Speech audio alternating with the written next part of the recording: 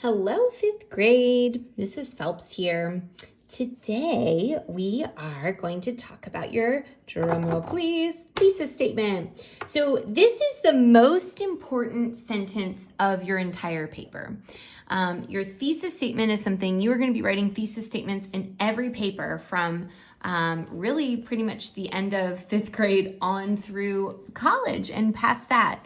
So your thesis statement is really, if you could sum up, drill down your whole paper into one sentence, this would be the kind of think of it like your main idea of the paper, right? This is what it's mostly about.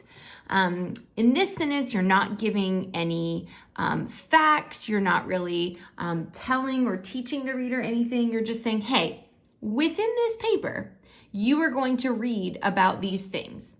It's kind of like setting the stage, introducing this for the reader.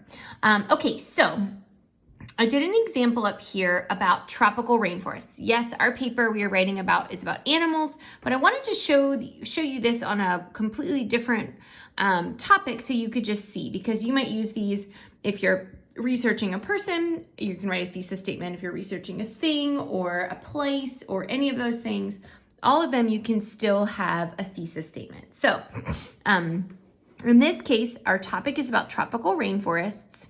And these are our three subtopics, okay? So these are the three things that you guys are writing about, okay? So I'm just gonna number these. It'll help us to better understand when we're talking through it. So if you have ever eaten something at all, and I bet you're thinking right now, Mrs. Phelps, this is really random. Why are you telling me this? If you've eaten something, you probably either used your fingers or you used a fork, right? So if I had just a single fork with just one, these are called tines of a fork, just one tine, I probably wouldn't be very effective to pick up things. Maybe a large piece of broccoli or something, sure. But a little piece of noodles or noodles and sauce and a meatball, probably not. So the forks have these multiple tines to help you pick up everything all at once to get this really great, good bite of whatever it is that you're eating all together. And that's what a thesis statement is going to do. Our thesis statement we're calling a three-pronged thesis statement because it has three little prongs that are going to give us the best bite of whatever it is that we're eating. So within our paper, we're going to be writing or learning about three things. In this case, climate, plant life, and animals, okay? So this is gonna give us this nice little meld bite of spaghetti meatballs. I'm using spaghetti meatballs because it's one of my favorite foods to teach us about tropical rainforests. So let's talk about this. The very first sentence of our paragraph is going to be our hook or our lead sentence, which you guys have already written about for your animal. In this case, they said, imagine a place where it rains all day and the sun is shaded by a canopy of bright green leaves, okay? From there, it's going to talk, we're gonna continue on. Then we get to the thesis statement, okay? That's the part that we're really focused on. You have another video, another thing to learn about with the intro paragraph, but for now, we're just talking about the thesis statement. So it's this statement right here. Okay, in a tropical rainforest, you will find a hot, wet climate. Okay, so this is the first thing we talked about. Unlike any other terrestrial environment, you'll be surrounded by lush, brightly colored plants. That's the second thing we're going to talk about. And a large variety of animal species. Okay, so I have within this one sentence all three of these things. Now, I'm not giving facts. I'm not telling you about it, but those three subtopics are there. Notice that the three subtopics are in order, and that's a really important thing. If I were to then read on, my first paragraph was going to be about climate, right? Because that's the one that occurred first in the thesis statement. My second paragraph would be about plants, because that's what occurred next in the thesis statement. And my last paragraph, you guessed it, is about animals, because it's the last one in the paragraph, okay? Or in the thesis statement, so it's my last paragraph. Okay, so let's talk about this. We have given you a skeleton, so to speak, for your thesis statement, okay? So this is for you to help to remember all of the things, put it all together where you're just kind of filling in the information.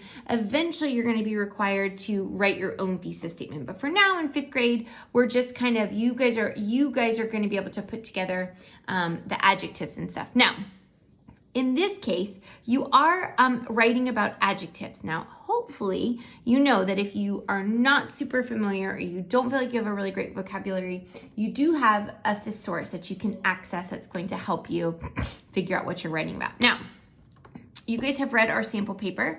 We wrote ours on the emperor penguin, okay? So the very first thing we're gonna do is we're gonna fill out your animal. So in my case, it is the emperor penguin.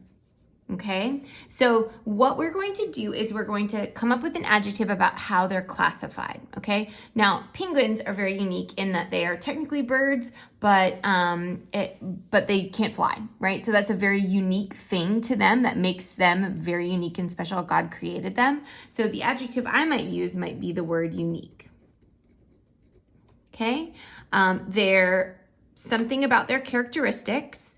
Well, one thing I know about penguins as I've done my research is that they have a lot of these like adaptive characteristics. So, normal birds have very light bones, very light feathers. They typically migrate when the weather gets really cold, but not penguins. They have God made them very special, and then they've kind of adapted to their surroundings in terms of what they eat and how they use their body to help. For example, they, waddle, and they might, because that doesn't allow them to go very fast, they slide on their bellies, right, to escape predators or search for food. So they have taken the parts that are unique to them and use that. So I might say, because they do have these kind of special adaptive characteristics, that might be the phrase that I use to talk about characteristics. Okay, and then we're talking about habitats.